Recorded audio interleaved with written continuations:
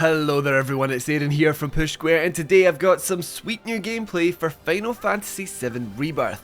Our very own Liam Croft went hands-on with the game at a recent preview event, and he's managed to bring back some cool B-roll footage provided by Square Enix, so his entire preview has now been adapted into video by yours truly. So, let's see what all the fuss is about in our Final Fantasy VII Rebirth PS5 preview.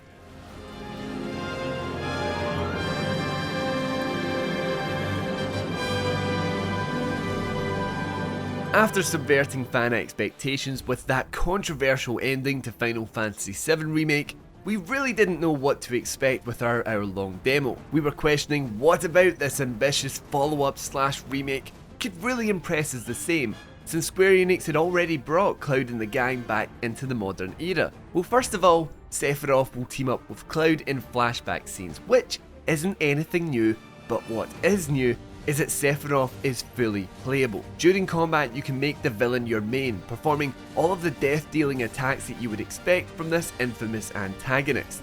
It truly was the highlight of our demo, revealing that Final Fantasy VII Rebirth plans to expand its world just as much as it retains the linear corridors of the narrative's first installment.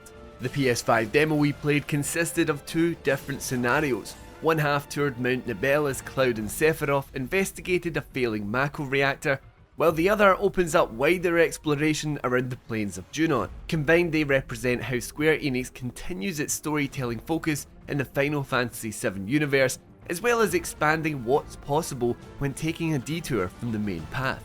Cloud and Sephiroth's journey through Mount Nibel plays exactly like a scenario from Final Fantasy VII Remake.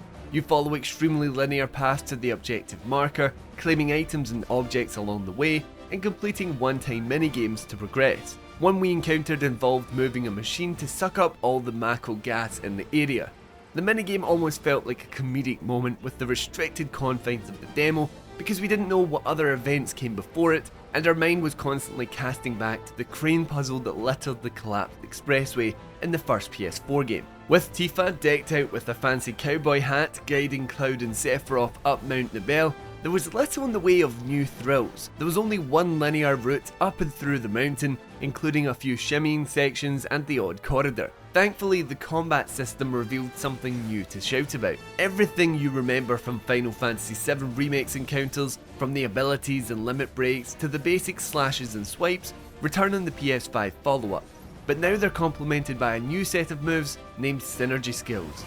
These are new, flashy abilities that allow two party members to team up and perform a powerful attack. Charged by activating your base power like elemental spells and Cloud's triple slash and braver, you utilise them fairly often during fights. In terms of power and usage, they sit a step below a limit break, allowing you to pump out damage at a pretty rapid rate. These are handy for applying a bit of pressure and eventually staggering an enemy, but they're also useful to have for the new fiend sightings surrounding the outskirts of Junon. At certain moments throughout the RPG's campaign, you'll be able to explore larger regions and engage in side quests and optional content. This took the form of fiend sightings in our demo, with a party of 3 made up of Cloud, Aerith, Tifa, Barret and Red 13. Spread across a larger map, you can use customizable chocobos to get about, and the fiend sightings acted as simple combat encounters with a quick set of objectives to complete. These included staggering an enemy and beating them before the on-screen time limit runs out. They were all pretty basic, but Square Enix said the map's content wasn't complete and there'll be more to do in the final game. Off the back of completing these quests, you'll earn regional data and intel. Since the second half of the demo was only around 25 minutes long, we didn't really get to find out what they can be used for. That's perhaps a reflection of the Final Fantasy VII Rebirth preview as a whole. A grand teaser for what Square Enix has planned for PS5 owners next year, but there wasn't enough meat on the bones for us to come to any definitive conclusions on it. Well, besides the fact that you can play Sephiroth, of course. By giving us a quick taste of its linearity, coupled with some more open-ended exploration, the publisher appears to have structured its next PS5 heavyweight around the story and then built upon its PS1 source material where it can.